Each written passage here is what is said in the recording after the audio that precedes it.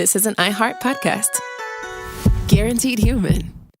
With no fees or minimums on checking accounts, it's no wonder the Capital One bank guy is so passionate about banking with Capital One. If he were here, he wouldn't just tell you about no fees or minimums. He'd also talk about how most Capital One cafes are open 7 days a week to assist with your banking needs. Yep, even on weekends. It's pretty much all he talks about, in a good way. What's in your wallet? Terms apply. See CapitalOne.com/bank. Capital One, N.A., member FDIC. Hi, Kyle. Could you draw up a quick document with the basic business plan? Just one page, as a Google Doc, and send me the link? Thanks. Hey, just finished drawing up that quick one-page business plan for you. Here's the link. But there was no link. There was no business plan. I hadn't programmed Kyle to be able to do that yet. I'm Evan Ratliff, here with a story of entrepreneurship in the AI age. Listen as I attempt to build a real startup run by fake people. Check out the second season of my podcast, Shell Game, on the iHeartRadio app or wherever you get your podcasts. Brought to you by the reinvented 2012 Camry. It's ready. Are you? Welcome to Stuff You Should Know from HowStuffWorks.com.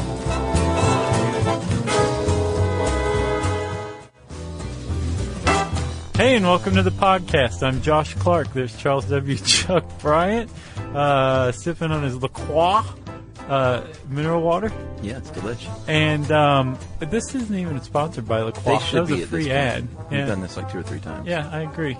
La Croix, call us. And since you put the two of us, a couple of microphones, and an ice-cold can of refreshing La Croix mineral water together, you have something called Stuff You Should Know. It's a podcast. It's a podcast. I'm looking to see who makes this, actually. Oh, no. I thought it was going to say, like, Coca-Cola in small letters. Is it La Croix? No, it's Sundance Beverage Company. Oh, yeah, they're huge. From Minnesota, I think. That's perfect. That is a perfect sponsor for Stuff You Should Know. A little guy that's producing a great product. Agreed. La Croix. So, Chuck. Yes. I've got an intro today. Awesome. I've missed these. Stop criticizing me. No, I mean... So, very recently, a trio of Brits, economists, British economists, bone dry. They're like walking saltines. They're very exciting. But anyway, these guys did something pretty cool. They studied bank robberies. And their study was published in a journal called Significance. It's actually kind of a cool journal. It takes statistics and applies it to real-world stuff. So it's an interesting statistics journal, if there is such a thing. And if there is, this is it. Yeah. And what these guys found was that bank robbery is actually a really terrible way to make a living. Yes, I would agree with that. Morally, economically, it's a terrible way to make a living too. Oh, sure. The payoff is no good. Right. Yes. They looked at a lot of variables, like the number of people involved, and they found that the bigger the gang, the more, the bigger the haul, I guess. But it also meant that's one extra mouth to divide up amongst, unless you're like one of those bank robbers that just kills everybody afterward. Yeah. You don't want to get in bed with one of those guys. Like Ben Affleck. Or like in Heat. Wasn't there a lot of killing afterward in Heat? Yeah, and in the Town, Ben Affleck's recent heist movie. Yeah, yeah. A lot of killing going on there. I was going to let that one walk by, but you brought it up twice. I enjoyed it. Oh, really? Yeah. And okay, so anyway, there's a lot of variables involved. But what they found is no matter what, in the UK, you can make off with about 31 grand. That's not bad. Per? Yes. On average, that's what the take was. Okay. So in the UK, it's not so bad. But at the same time, 31 grand, what are you going to do with that? Yeah, I mean, if you want to live the high life, you got to rob like 4 or 5 banks a year, easy. Right. Okay. Or, if you're in the US, you have to rob a lot more than that. So the UK suffers about 106 bank robberies a year. Okay. In the US, there's 12,000. Wow. And of those 12,000, the average take is like 4 grand. They only have how many a year? England? 106. God, that's amazing. They have really stiff gun laws, and I think that probably deters bank robbery because you kind of have to have a gun. Or a note in your pocket that says something. Well, these guys figured out that the presence of a firearm increased your take. Oh, okay. Yeah. But anyway, so $4,300. Yeah, that's not much at all. No, and about a third of bank robberies, I guess in both countries, yield nothing. Zero? Zero. Wow. So it's a lot of hard work, a lot of risk for very little gain. Yeah. The real money is in white-collar crime. Oh, yes. You want to make some cash quick? Maybe one good heist? Yeah. It's going to set you up for the rest of your life. And even if you're caught, Even if you're caught, the chances are you will have a mild, if any, penalty levied against you. Well, white collar's the way to go. Yeah. We're talking guys who tell people that they are financial investors and get friends and family and parents of the little league that they coach to give them $900,000. There's other guys who just have little penny stock companies that pump up their stock prospects, called stock touting, and dump all of their shares. Sure. That's investor fraud. They make hundreds of thousands, if not millions of dollars. It's where the real money is, and historically speaking, it has really low risk. Yeah. Even if you're caught. All right, so we're endorsing white-collar crime. We're not endorsing it. I was being facetious. Oh, okay. I thought you meant up with white-collar crime in 2012.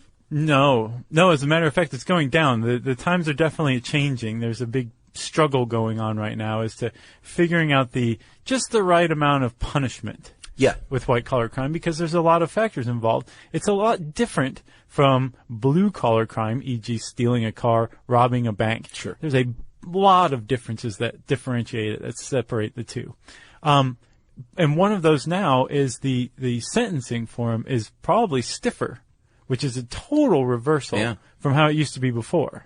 And they've also closed a lot of the club feds down that got so much press. Yes. Well, they've changed them.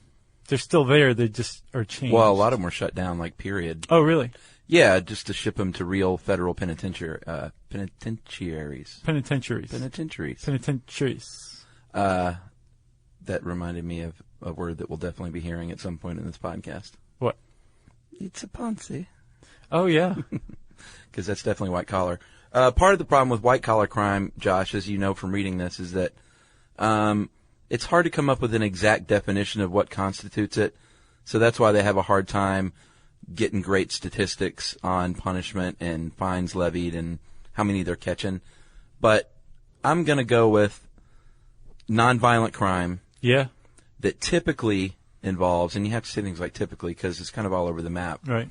Typically involves deceit and fraud given by a perpetrator because of their occupation. Yeah. And for that reason, a lot of times it's called occupational crime. Yeah. And if you look at it through that view, which is a very broad view of white-collar crime, it's not just the execs in the $3,000 suits who are perpetrating this. It's the guy who's stealing pencils from work. Yeah, or nonviolent, deceitful, especially if somebody asks him if he did it and he says no. Yeah. And it's because you're granted this opportunity through your occupation. Actually, I would call that petty theft. But I'm saying on a very, very broad definition of white-collar crime, that definitely counts. But for the most part, when you think of white-collar, you think about the CEOs, you think about investor fraud, embezzlement, that kind of stuff. Exactly. Feds have been after it in the United States in earnest since 1974 as far as a dedicated division. Yeah, the FBI. Yeah. And that's because of Nixon, I read. And then despite that, about $300 billion a year, and that's a pretty rough estimate. Oh, it's a 2010 estimate. 2010? Yeah. So let's talk about a few ways you can commit white-collar crime. Yeah, because that definition you gave was beautiful. It's pretty good. And there are some that just, like I said, investment fraud or embezzlement are just prototypical white-collar crime. Insider trading is one. That's a big one, which falls under securities fraud, right? Yeah, I mean, it's a type of securities fraud. So basically insider trading, I swear we've done something on this. I don't think so. It must have been in our Fannie and Freddie presentation then. Yeah, because maybe so. we studied a lot of this stuff. Did we? Yeah, and I thought we'd done a podcast on it. I guess not. But insider trading is essentially let's say that you and I find out that Discovery had an awesome quarter, and so we go and buy a bunch of Discovery stock for nothing, and then it just shoots through the roof after the stock price comes up. That's insider trading. Sure. That's using private knowledge about a publicly traded company for your own gain. That's a no-no. We could both giving go to tips jail. To other people. Yeah. That would count as well. And then if they ask took Martha part, Stewart. Yeah, if they took part, then they would be insider traders as well. Exactly. And it works the opposite way as well. Like if you find out that there's a lot of terrible information that's going to make your stock drop, that's and you sell before that information becomes public, you're in trouble. Big trouble. Securities fraud, which insider trading is kind of like that, but it is also manipulating, cooking the books, you've heard that term, of your own company to maybe undervalue a stock before it goes public, or, I mean, there's all different variations.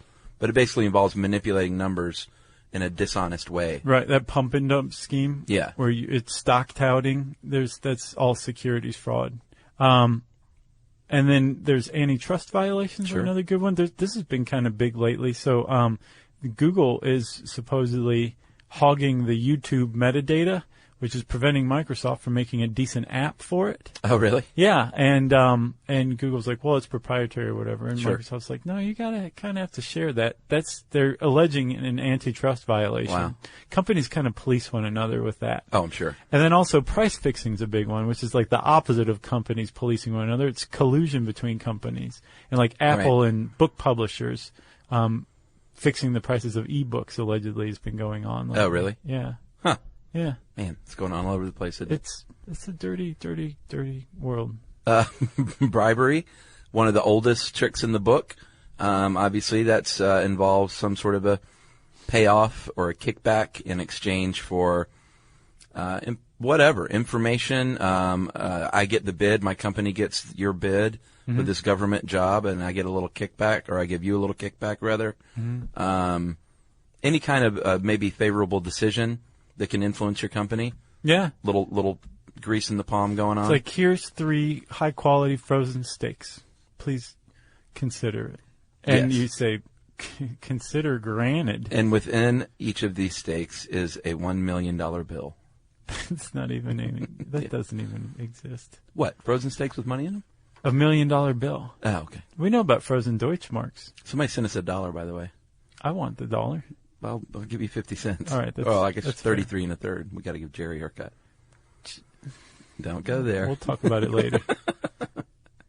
Embezzlement. Yeah. Office Space. Everyone's seen the movie Office Space. Sure. That little program they had to like shave a cent or something off of it was like every a penny. transaction. Uh-huh. That's embezzlement. They were given the opportunity through trust with books, with accounting. They basically had access to the money and skimmed some off the top. That's embezzlement. Pure Trusted and simple. the wrong guys. Yeah. Money laundering, which we have done a podcast on. Yep. Ponzi schemes. Yeah. Which we've done a podcast on. Tax evasion. Huge. So basically, those are all the stars. There's also other ones like espionage, industrial espionage, corporate espionage. Yeah, selling secrets. It's white collar. Sure. Remember the lady who tried to sell Pepsi's secret to Coke? Yeah, that was pretty hackneyed. No, Coke's secret to Pepsi. And Pepsi Yeah. was like, wait right here. She wasn't. And they went and called the cops. She didn't do a real good job. I'll bet she was surprised. Yeah. Environmental law violations like dumping toxic waste. Yeah, covering that up, like Aaron Brockovich style. Yeah. One of the things they point out in here, which is when it comes to things like your little office space scheme that you just touted, a lot of times it's difficult to imagine victims. Like in Office Space, they think no one's going to miss a penny. Right. It's a huge company. Right. So you commit these crimes without realizing that someone is hurt somewhere down the line. If you dump your stock, your company stock that you know is about to tank, and I'm not saying it's understandable, but if you've like worked your whole career investing in this company with your 401k, you know it's about to tank. You're like, man, I need to sell this or else I'm done for. My family's done for. Yeah. You don't think about the people buying the stock. They're the victims. No, it's absolutely true. And I mean, like, you are being pawned. You are pawning your problem off on somebody else. Exactly. But I think you paint a really, really excellent scenario. Sure. Like, you can, in some cases, feel bad for the white-collar criminal, especially if it's just some average Joe who's worried about his 401k. Yeah. Or in the case of Enron, you don't feel bad for the upper dudes. You feel bad for everyone in that company that got defrauded. Right, but they were strictly victims. They didn't. No, that's what I'm saying. Didn't turn around and like try to dump their stocks. But that's a very visible case of like screwing over your own employees. But you make a good point. Like even if the criminal is sympathetic, there still is a victim, even if it's just some amorphous trader they'll never meet. Even if the victim is some like hedge fund manager. Yeah. It's really tough. There's like a really weird spectrum here. There's like, I don't know if it's a bell curve or like the UV spectrum, who knows? Yeah. But there's sympathies like placed in different spots, sympathies and antipathies. Yeah. Placed along this, depending on who did what and what they gained from it and what their motives were. Agreed. Because you got to also have credit card fraud and computer and mail fraud and counterfeiting and things like that, like, the Nigerian email scams. That's white collar. But and they're in the same boat as like Ken Lay and Jeff Skillings from Enron. Exactly. Same scummy crooks. Or let's say you commit a little credit card fraud or bankruptcy fraud, and you're just like, this would be an easy way to get out of my debts. Yeah. Or I just say someone stole my credit card. It's very easy there to not envision a victim because it's Chase Manhattan Bank, and like they're going to notice. But what happens is they raise the rates on you and me, and all of a sudden everyone across the board is paying more money for stuff. Yeah. Yes, that is true. That is very true. Yeah. And I think everybody should probably, I think a good companion piece that occurred to me is to go listen to our Why Do Corporations Have the Same Rights as You? Yeah. One of the fundamental flaws of corporate policy is that you serve your shareholders first. Right. Like, you need to adhere to the law, but really, ultimately, like anything you can do to serve your shareholders is your mandate as a corporate governor. Right. That includes keeping the profit margin as high as possible. Yeah. Which you're not going to go to your shareholders and be like, hey, we're making enough money. We took kind of a hit, but we're still making a ton of profit. Right. So we'll just take a little hit this year. No, we took a hit, so we're going to fire people. Yeah. However you reconcile that, I mean, that's your own personal beliefs, like what you feel about that. But that is reality as far as business goes, right? Agreed. When there's fraud, there's adjustments to the fraud, they're absorbing the fraud, and it's the corporation trying to get as lean as possible. Yeah, they're not going to take the hit for that. No. They're not going to say, oh, well, a bunch of people defaulted on their credit cards this year. I guess we'll just have a bad year. No. And I know in reality that's how it works, but I just find it disingenuous to be like, well, everybody suffers. Like people lose their jobs because of fraud. It's like there's a point B in there that has to be held accountable to some degree. Well, which is your own friggin' ethical code of conduct. And like, how about not doing that because it's the wrong thing to do? No, but I'm saying like there's an institution that's absorbing the hit and then turning around and firing this poor guy. Yeah, exactly. It's tough because I came across a word when they were describing white collar crime, giving a definition of it, and they said victims : diffuse. Yeah. You don't meet sense. The person, the victim passes along the hit to other people. It's nebulous. Yeah. And even if they're raising rates by like 0.25 percentage point, or you're paying an extra $2 as a consumer a year, it's like, it's still not right. Yeah. It's not right all over the place, Chuck. It's not right all over. Hi, Kyle. Could you draw up a quick document with the basic business plan, just one page, as a Google Doc, and send me the link? Thanks. Hey, just finished drawing up that quick one-page business plan for you. Here's the link. But there was no link. There was no business plan. It's not his fault. I hadn't programmed Kyle to be able to do that yet. My name is Evan Ratliff. I decided to create Kyle, my AI co-founder, after hearing a lot of stuff like this from OpenAI CEO Sam Altman. There's this betting pool for the first year that there's a one-person billion-dollar company, which would have been like unimaginable without AI, and now will happen. I got to thinking, could I be that one person? I'd made AI agents before for my award-winning podcast, Shell Game. This season on Shell Game, I'm trying to build a real company with a real product run by fake people. Oh, hey, Evan. Good to have you join us. I found some really interesting data on adoption rates for AI agents in small to medium businesses. Listen to Shell Game on the iHeartRadio app or wherever you get your podcasts. The moments that shape us often begin with a simple question. What do I want my life to look like now? I'm Dr. Joy Harden Bradford, and on Therapy for Black Girls, we create space for honest conversations about identity, relationships, mental health, and the choices that help us grow. As cybersecurity expert Camille Stewart-Gloucester reminds us, we are in a divisive time where our comments are weaponized against us. And so what we find is a lot of Black women are standing up and speaking out because they feel the brunt of the pain. Each week we explore the tools and insights that help you move with purpose. Whether you're navigating something new or returning to yourself, if you're ready for thoughtful guidance and grounded support, this is the place for you.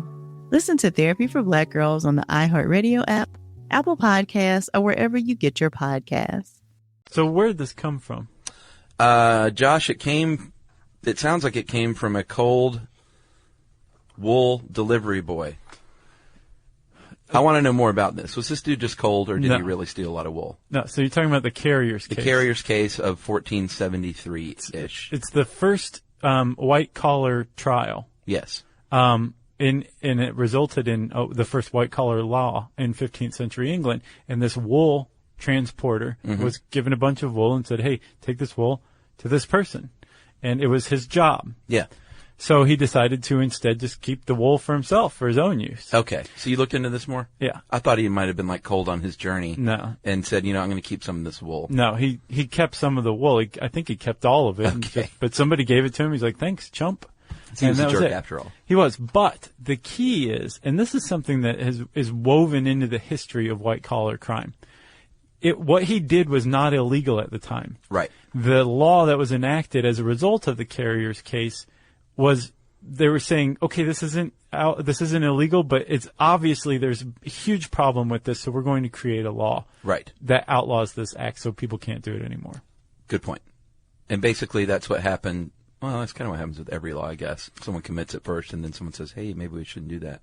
Yeah, I guess. But in this case, especially, like the Industrial Revolution in the West, obviously you started getting these larger corporations, and all of a sudden things like monopolies and price fixing and employee safety and all these things come into effect for the first time.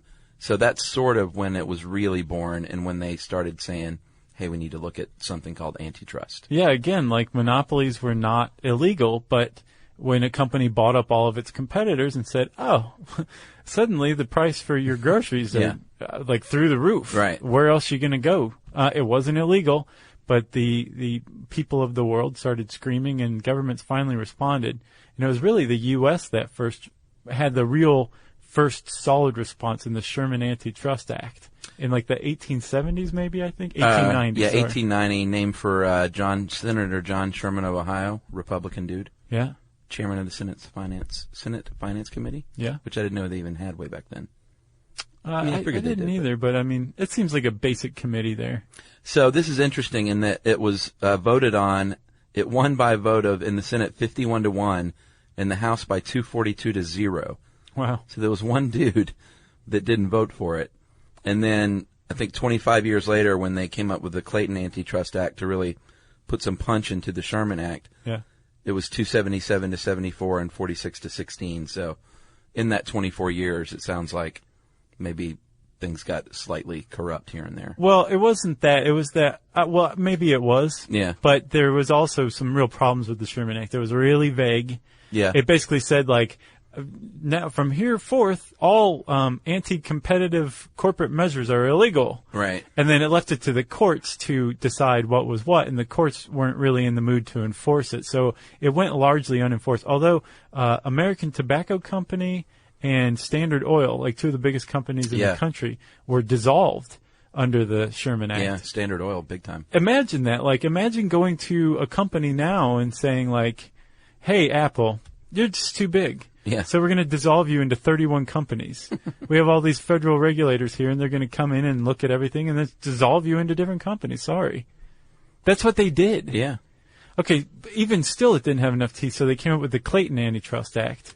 And then that one really spelled things out. Like, you couldn't do price discrimination anymore. Right. Which, if you were black in America during the Jim Crow era, price discrimination was mind-boggling. Oh, yeah. You walk into a store, if you're allowed in there to begin with, and they'll just make up whatever price they want. Yeah. It was really, I'm reading this Consumerism in America book, and it's at this point now, and it's really just this blemish on American history. Yeah. I mean, like, slavery wasn't bad enough. And we had to, like, have slavery light through the Jim Crow era. Yeah. It's just disgusting. Exactly. Okay, so there was no price discrimination, allegedly. Corporate mergers were outlawed. In the Clayton Act. And then interlocking boards where you had like competitive companies, but the same people on the board of each. Right. You can't have that. And then also exclusive contracts where it's like, hey, Home Depot, you can sell our weed whackers, but you can't sell anybody else's. Those contracts were out. Right. Hey, Home Depot. They do stuff like that now, though, right? Maybe not exclusively, but they carry like they do now. Very limited number of brands. Corporate mergers, interlocking boards, exclusive contracts. All that stuff went away. It all got chipped away. Oh, okay. It's just, I mean, this act is like not in force anymore, basically. Well, that's one of the things that bugs me about like grocery, or actually the big box hardware stores, grocery shopping. You only have access to who they have partnered with. Right. Whether it's your potato chip that you want or your weed whacker that you want. It's true. And most of the big box stores also have exclusive contracts the other way. It's like, yeah, we'll sell your weed whacker, but you can't sell it. No one else can. Right. So it's like a real gamble, I understand, to like sign on to one of these giant corporations. Well, that's one in the Walmart effect. That was one of the things. I think they used it's like a tent company or a awning company. Mm-hmm. And like this mom and pop awning company all of a sudden gets a Walmart contract, and they're like, sweet. They answered all our prayers. They ordered like 30,000 of these. Mm-hmm. They order 30,000. They open up like 3 new buildings, hire all these employees, and then the next year they come back and say, we want 30,000 more, but we're going to pay you about 60% less. Mm. And you've already bought the buildings, and you've invested in the materials and the people, and all of a sudden you're screwed. You know, one thing that I've long thought, and I'm going to totally take flack for this, but I still think it's worth saying. Like, you hear, like, well, that's just business. Yeah. I feel that any institution where, like, morally reprehensible acts can just be, offhandedly dismissed as a matter of course of that institution is inherently flawed. There's an inherent problem with it. Yeah. That's not okay. Agreed. Like, we don't just go, well, that's just murder. Right. Or, well, that's just stealing. Yeah. Welcome to Earth, human. Right. No, we have moral and legal guidelines that we follow, and business and corporations have so long stood outside of these things. Right. That it always bugs me when it's just like, what are you going to do? Yeah. I don't like that.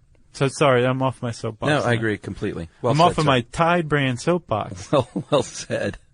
So things are kicking along here in the industrial West.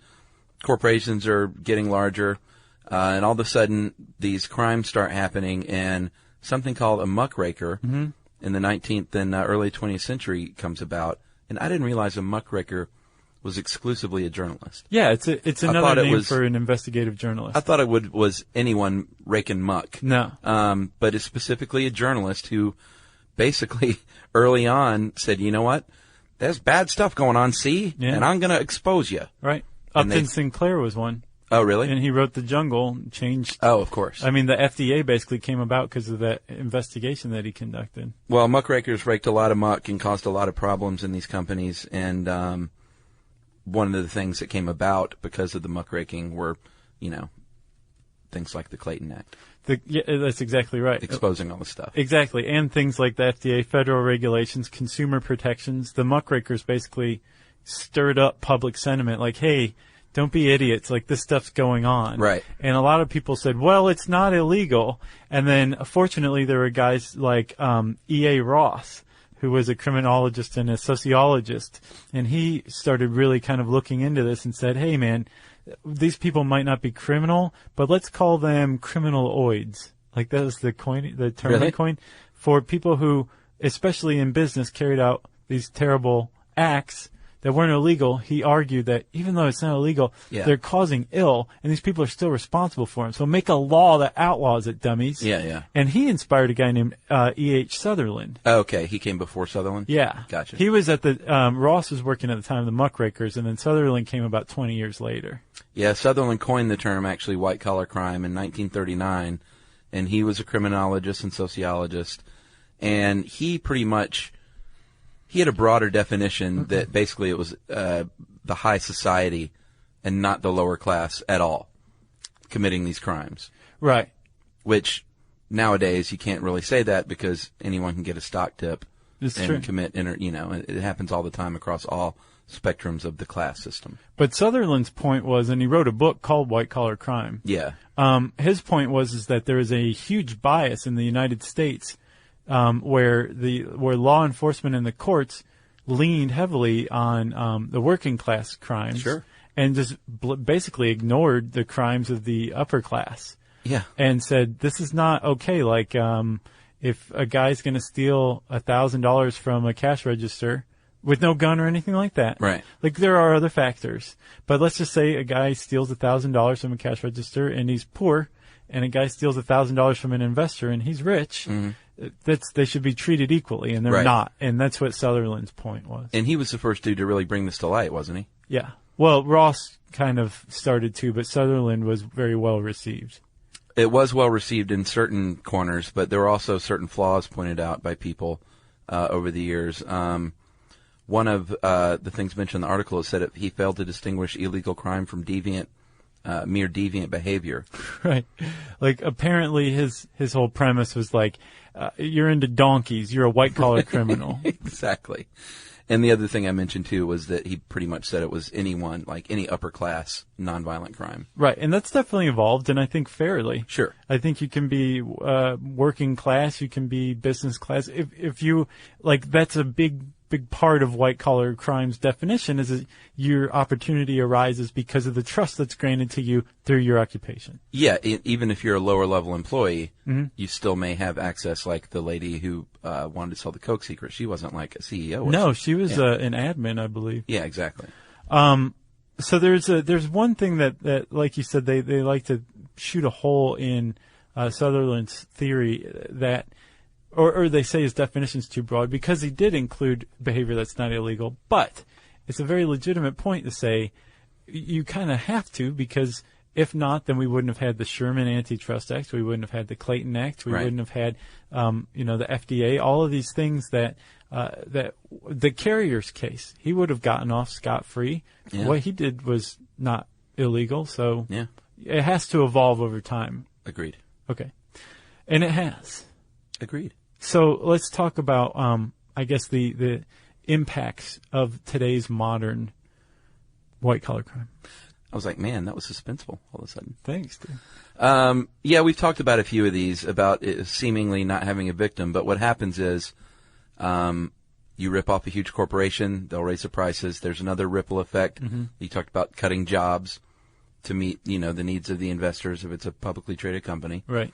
When there's stock fraud committed, insider scandals like Enron are going to ripple out throughout the stock market, cause basically cause people to be unsure and have no faith in the stock market all of a sudden. Yeah. That's dangerous. Yeah.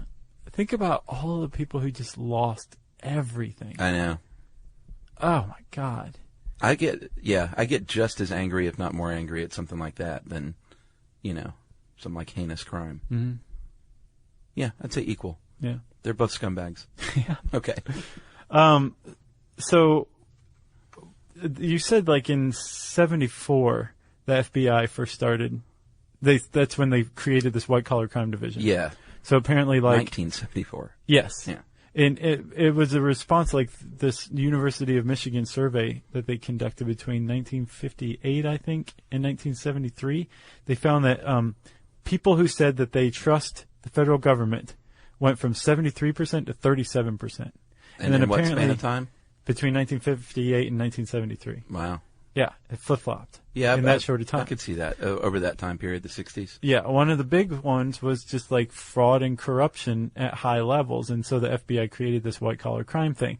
One of the other things that differentiates white-collar crime from regular working-class crime is the police's ability to police it. Right. You walk into a room, and there's some guy weighing out cocaine. He's a criminal. Yes. You walk into a room and there's some guy on a computer doing a pump and dump scheme. Who knows? Yeah. The average cop isn't equipped to detect this kind of crime. Right. And as a matter of fact, even very, very well-trained cops aren't typically equipped to detect this kind of crime. One of the hallmarks of white-collar crime is that it's very difficult to prove. Yeah. It's very difficult to uncover. Mm-hmm. And it's also difficult to prosecute. Yeah, and there's no smoking gun. There's no paper trail, or there may be a paper trail, but it's probably electronified. Sure. So it's a little harder to follow. You got to really, you got to have people that know what they're doing. Right. And that's why the FBI created that division. And I guess they're doing a good job, but it's kind of hard. Well, the Justice Department has been going after white-collar crime lately under Obama pretty hard here or there. And then the Sarbanes-Oxley Act definitely stepped things up. And some say too much. Yeah, I mean, I've had to comply with this at various, when I worked in the film business, production companies had to, jump through way more hoops with paperwork because of Sarbanes-Oxley. Yes. Do you want to tell them? Well, it was in 2002, and it was to improve corporate governance, which is basically accountability between corporation and the stakeholders. What it amounted to was a lot more paperwork, essentially. A lot more proving of numbers and showing numbers and jumping through hoops. It was a direct reaction of the fallout of Enron, from the fallout of Enron and Tyco and all the other companies around that time. But one of the other things it did, Chuckers, was it quadrupled sentences in a lot of cases for white-collar crime. Yeah. So now you have guys like Bernie Madoff getting 150 years. There's a guy named Sholem Weiss who was involved in the breakup of some insurance company. He got 845 years. Wow. He gets out in 2754. I don't think he's going to see that. I don't either. But I mean, a guy named Rich Harkness got 100 years for a $39 million Ponzi scheme. And all of this is post Sarbanes-Oxley. Yeah. Except Sholem Weiss, which is really saying something. But he still got that kind of sentence. But I mean, so now sentences are quadrupled, and it's well, wait a minute, maybe this is a little too much. Just retribution on the rich. It is. And that's kind of, I think, why a lot of people are having a hard time feeling bad for ridiculously wealthy people who were hucksters and frauds. Yeah. Or people who bilked people out of their retirement accounts. It's tough to feel sorry for them, but legally speaking, it's well, wait a minute. You were worried about the guy who stole $1,000 out of a till being treated differently from the guy who stole $1,000 from an investor. Now it's flip-flopped. How is that any better? Exactly. One of the arguments for these kind of things is that these people are traditionally and historically have been treated differently because they look like the judges that are sentencing them. Yeah. And so judges historically really have taken it easy on them. Yeah. Let's go ahead and just call them white dudes. Okay. But they also have been, you can make the case that they are usually first-time offenders. They're usually family people. That's something that the judges put out there. Yeah. Well, this is a family man. He's not much of a flight risk. He's probably never going to do this again. Yeah, is he a danger to society? Yes, he didn't use a weapon, which is a huge, huge differentiation. Yeah. And so sentences have typically been light. But you can also kind of say, well, where it feels like we haven't quite felt it out. We've traditionally ignored white-collar crime. Now we're really sticking it to them. Well, it's that whole argument with prison. Is it punishment for a crime done, or is it rehabilitating a person who has a problem with crime? Well, with an 845-year sentence, it's making an example out of that person. Sure. Because since you can't police it, another way to prevent it is to send a message through the courts. You do this, man, you're going to prison for a long time. Yeah, I don't know if that's such a deterrent, though, for some of these people. I don't know. I mean, think about it. 20 years in a federal pen, you say Club Fed is not around any longer. Yeah, true. And I mean, this is 20 actual years. Yeah. Some guy named Thomas Petters recently got 50 years, and he will spend 40 years in jail, and he's 52, and he will probably die in prison now. That's a big deal to somebody who's well, maybe I shouldn't do this insider trade. Maybe I should let this 50 grand just walk by because it's not really worth it. Well, something like that. I'm talking about the ones who are getting rich by the tens of millions of dollars. Yeah. What I want to see is that these people don't get out of prison and still have all those millions of dollars. Yeah. Hidden in different foreign accounts and offshore islands and the financial part is what really bugs me. I didn't get a chance to. I meant to look up and see if any of the Enron victims and employees were ever repaid or if they were just SOL. I'm under the distinct impression they were SOL. Really? Because the company was in such bad shape that even dissolving it and it's just like, splitting sorry, its assets up. there's No, nothing I think some people did get some money. Yeah. But I don't think it was anything approaching what they lost. Well, if whoever commits these crimes gets out of jail and they have 2 pennies to rub together, then those 2 pennies more than they should have, I think. Well, that's the thing. So the government started prosecuting under the RICO Act, which is the same thing they bust up mafia organizations with. And they've been fighting white-collar crime with that. And one of the things about the RICO Act is it allows states and individuals who are harmed to sue for up to 3 times the damages. Yeah, but even then, all they have to do is say, yeah, I don't have that money. Are you kidding me? Well, it's true. Can't pay it. No, it's true. In the Madoff case, the guy who was assigned to basically get money back for investors has gotten, I don't remember how much Madoff fleeced, but let's say it was $8 billion. Okay. The guy's managed to get $6 billion back. Oh, really? Yeah, he's done a really good job of getting the money back. And that's just that's an example. That's not an actual figure, but it's something pretty significant. You're still going to get an email. It wasn't $8 billion. I'm looking forward to the ones where it's like, hey, man, we don't listen to you for free to hear your opinion about class. All right, let's move on to other countries. Things are different all over the world. Obviously, when it comes to big business and business dealings, Western Europe has followed right behind the U.S. Most wholeheartedly with laws to prevent corruption. Eastern Europe is coming on board a little slower. Mm-hmm. But then you go into other countries like in Western Africa, and it may be customary to grease palms to get a deal going. Right. Or in India, where apparently if you're a truck driver, you're going to have to bribe people to keep your rig on the road. Right. And that's just how it is there. Right. And not only is it customary, it's frequently legal. Yeah. Russia. Yeah. Bribes all over the place. If you want a land contract, you might have to bribe somebody. So if you're a multinational corporation, it's tough to do that's business. headquartered in America. Yeah. Yeah, you have a real problem facing you, especially, like I said, the Justice Department under Obama has been prosecuting white-collar crimes and going big time after people under the Foreign Corrupt Practices Act. Oh, really? Which says if you're an American company, you can't engage in bribes even if it's legal in that country. Well, good. Yeah. But what's the point? Why hamstring American business abroad? Yeah, exactly.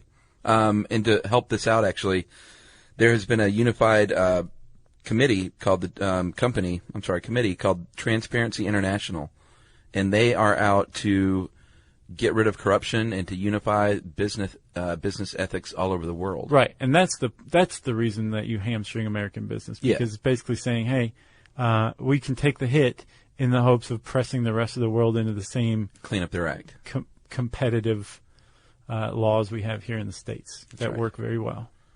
So good luck to them. Yeah. Hi, Kyle. Could you draw up a quick document with the basic business plan, just 1 page, as a Google Doc, and send me the link? Thanks.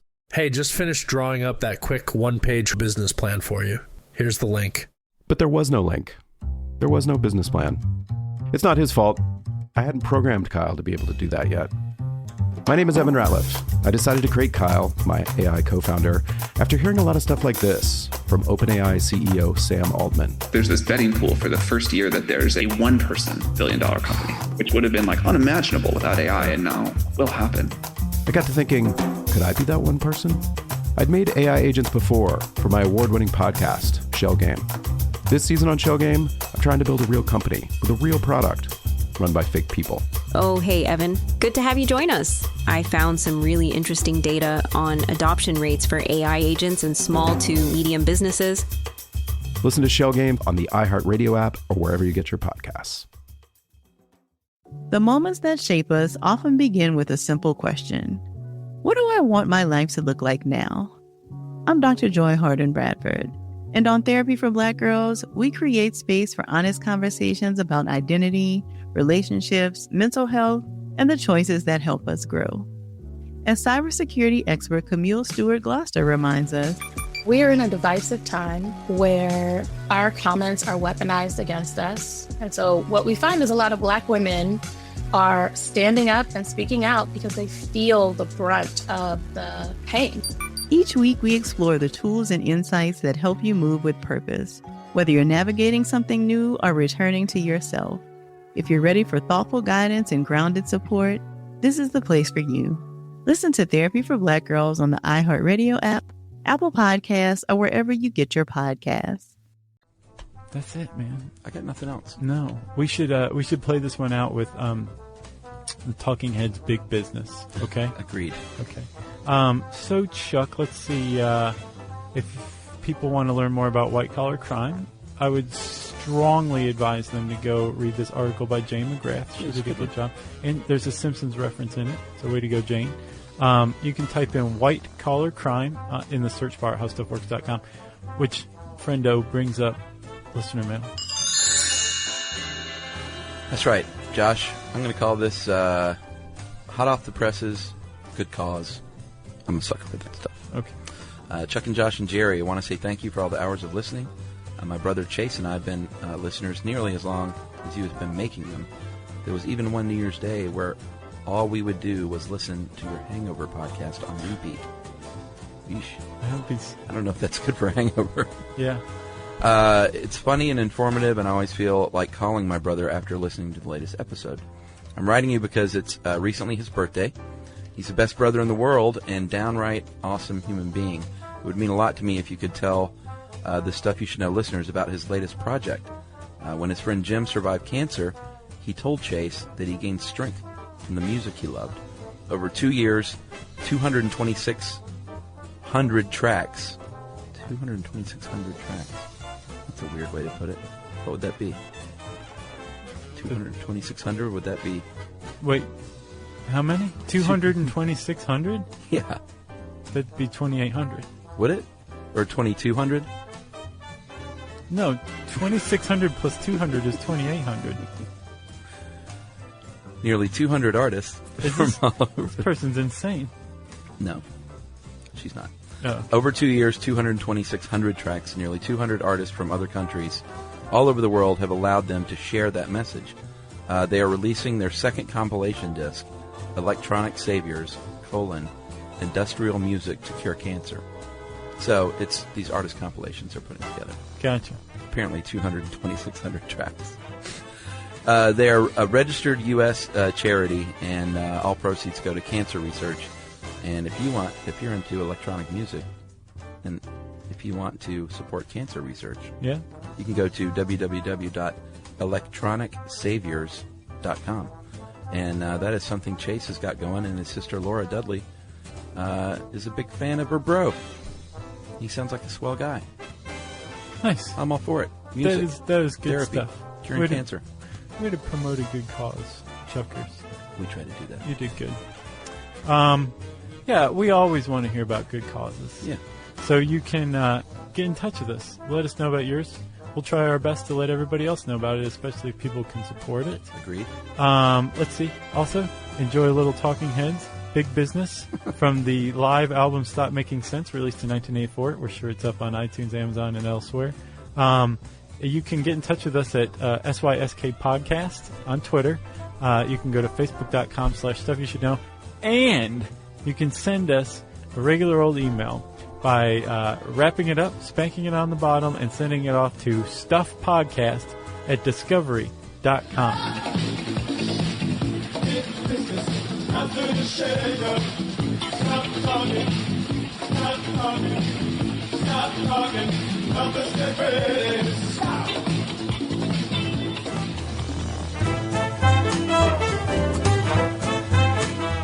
For more on this and thousands of other topics, visit howstuffworks.com.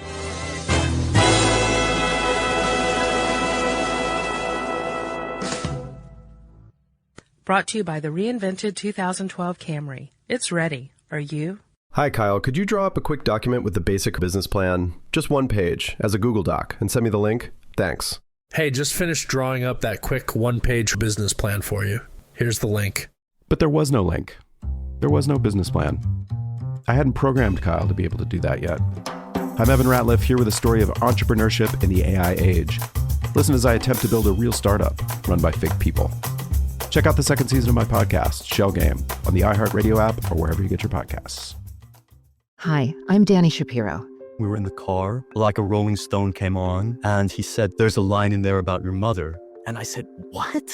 What I would do if I didn't feel like I was being accepted is choose an identity that other people can't have. I knew something had happened to me in the middle of the night, but I couldn't hold on to what had happened. These are just a few of the moving and important stories on my 13th season of Family Secrets. Listen to Family Secrets on the iHeartRadio app, Apple Podcasts, or wherever you get your podcasts. This is an iHeart podcast. Guaranteed human.